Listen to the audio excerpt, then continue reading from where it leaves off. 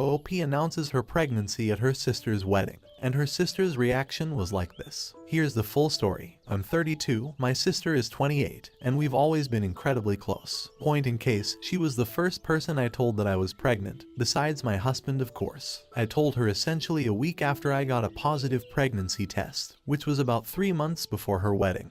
I told her that I was going to tell our parents and my husband's parents around the 10-week mark. But she told me that I should hold off until her wedding in September. I'd be like 4 months along at that point, so I wouldn't be showing really. And she thought it would be so special for her to be able to make an announcement about a special guest at her wedding.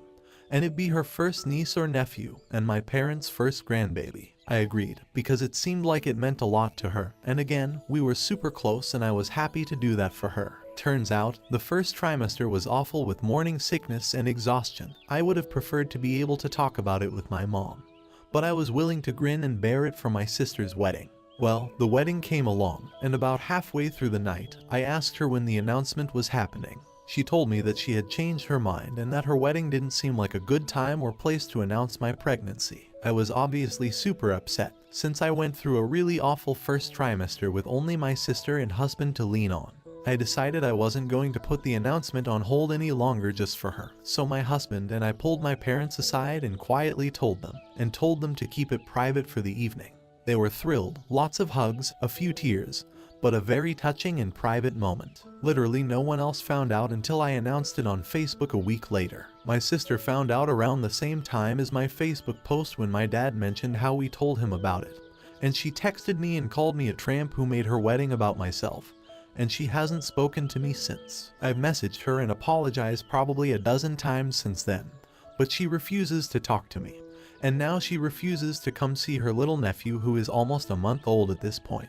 My parents and partner think I did nothing wrong since she went back on her word, and that I should just wait it out and she'll come around. I'm obviously unsure as clearly this has made her so upset with me, and we were so close before. Am I the idiot? Not the idiot. I was all set to say you don't announce that at a wedding thinking you grabbed a mic and told the whole wedding. You didn't. You told your parents. Just them. And it clearly didn't create a fuss at the wedding because your sister didn't even know until a week later when your parents told her. You know what happened here, right? Your sister didn't want you to steal any of her wedding thunder leading up to the wedding. She saw this as her time and the focus was supposed to be on her upcoming life event, not yours. That's why she told you not to tell anyone at all, and then she'd announce it at the wedding. I don't think she ever planned to announce. It was just a way to keep you from telling anyone so she could be the center of attention for months. You told them discreetly after your sister played an obvious trick on you. Clearly, it didn't even make an impact on the wedding, because it took her being told it happened to even be aware of it. I don't think she ever intended to make that announcement. She just didn't want attention taken away from her while she planned her wedding, where she did a really nasty rug pull. She essentially denied you of much needed support during a very touchy time, so her special day remained front and center. She wanted to make certain that the months leading up to the wedding were fully focused on the wedding.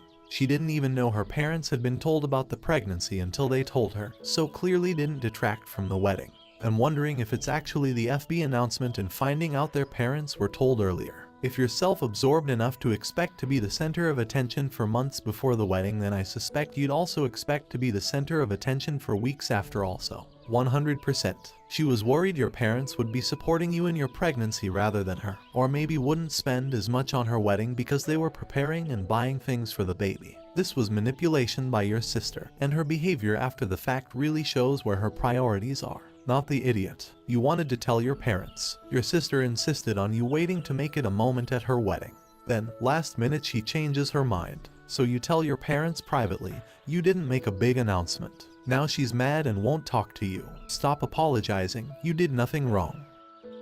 Frankly, I would have told her I am not waiting to share my news, just for her to have the moment. You didn't scream out to everyone that you were pregnant. You had a private conversation with your parents, and no one else found out that day. And the only reason she found out you had done it at the wedding was your dad mentioning it after the fact. I am sure your parents' attention was only pulled from her for what, 5 to 10 minutes of an all-day affair.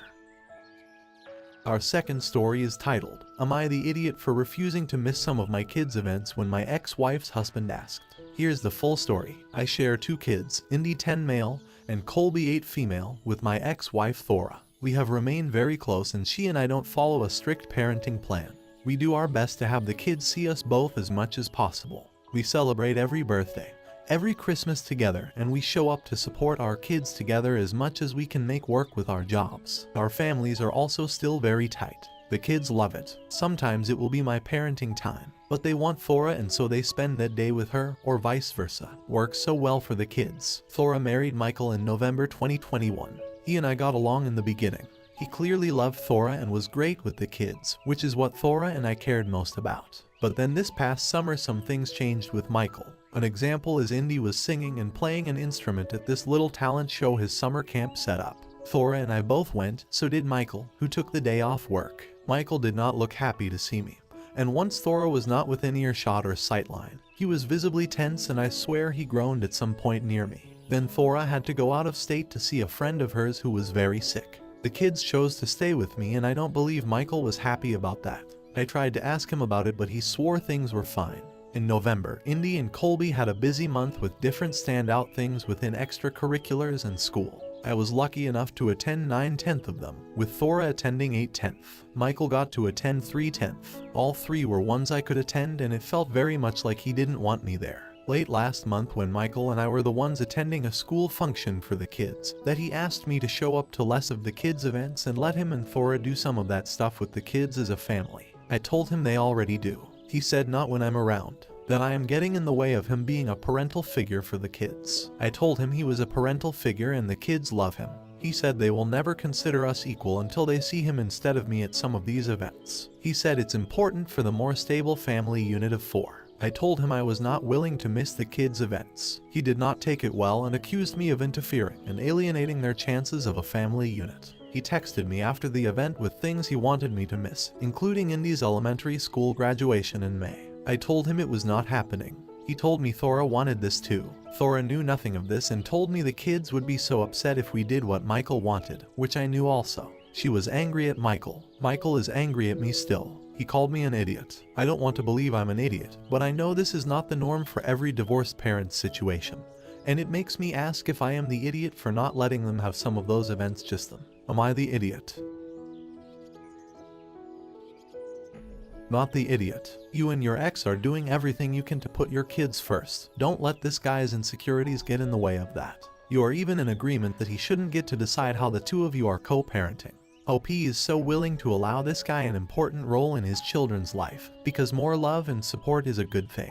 But the dude just keeps puffing his chest out to see who's the manlier man, who can be best dad figure, who's more important to the kids when the kids love them both differently in their own special way. I just don't get it. He doesn't get to tell you, their biological father, to leave room for he who has only been around a couple of years. State of him asking you to step aside from being a present father. He's an idiot. And lying to you about what your ex said shows him to be a liar too. You need to be very alert of parental alienation on his end. He sounds very unhinged. Probably have a talk with your kids because who knows what lengths he's willing to go through to achieve his stable family of 4. He clearly wants to replace you. He can be the best guy, the best addition, but if he can't understand that he's an addition and not a replacement, then you and Thora are going to have some issues. He might be a good guy, but he's delusional as a step-parent. You're never going to be equal, and he's not going to be a balanced stepdad until he revises his expectations. You're the dad, period. He has the potential to be a valuable parental figure, but to think that he somehow should be equal.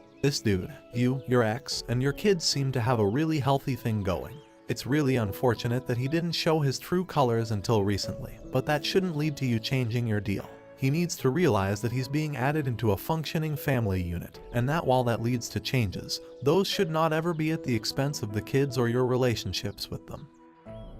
You and Thora are working hard to make sure your kids know how much their parents love them. You're doing a great thing. Michael wants a nuclear family. You don't fit in his family. You aren't undermining his position as their stepfather. You're stopping him from attempting to replace you as dad.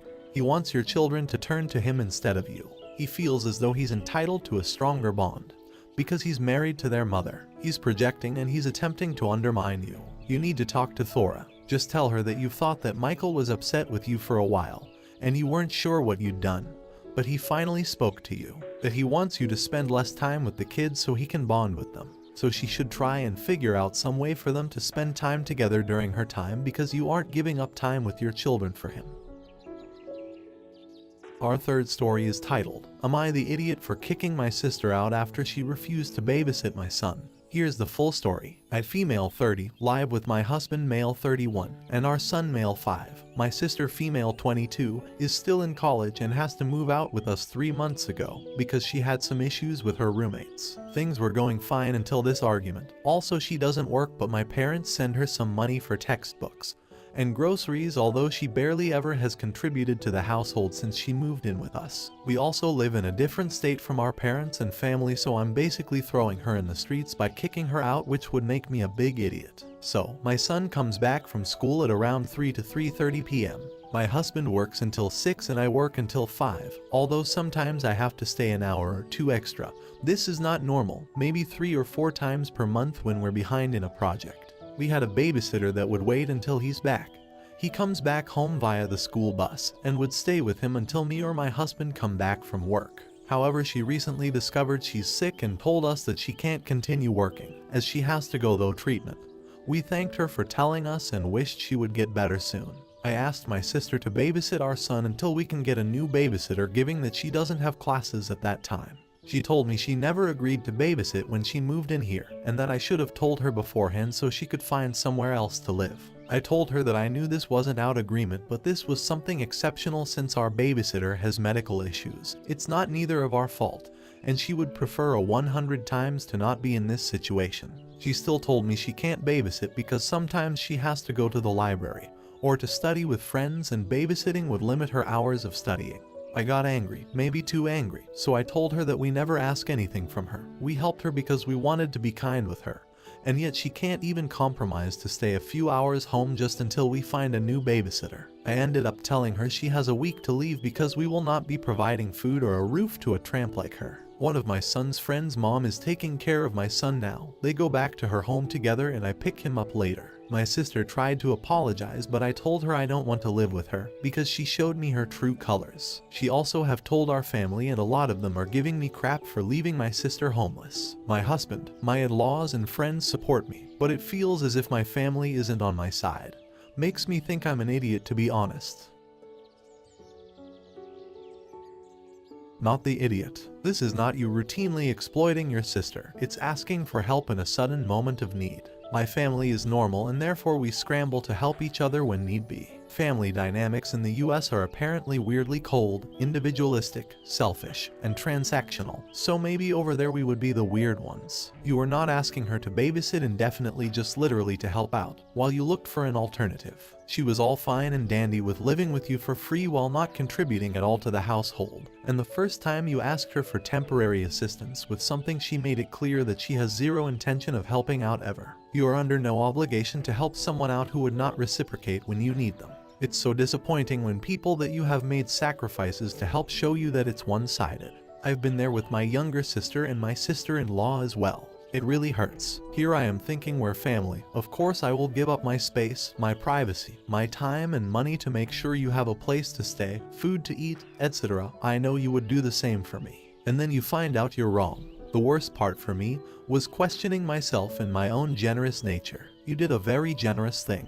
When you found out that generosity was one-sided, even in a temporary bad situation, you didn't want to do it anymore. Totally understandable. You help each other when you need it because you care about the other person. I think she did show her true colors. You literally asked her to temporarily help out in a bind, which could have just been a few weeks, and she didn't want to be inconvenienced for even 2 hours a day, in exchange for you not only letting her live there for free, but you're also eating the added costs of an extra person in the house.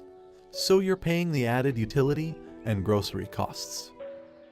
You've done her a huge favor. She's living completely free with you, and you asked her help when who needed it, and she flat out refused. So now she can find a place to stay where she doesn't have to help out other people who are helping her out. Tell your family who are messaging you that they're free to step up to help her. If they don't, it's none of their business. Thank you so much for watching.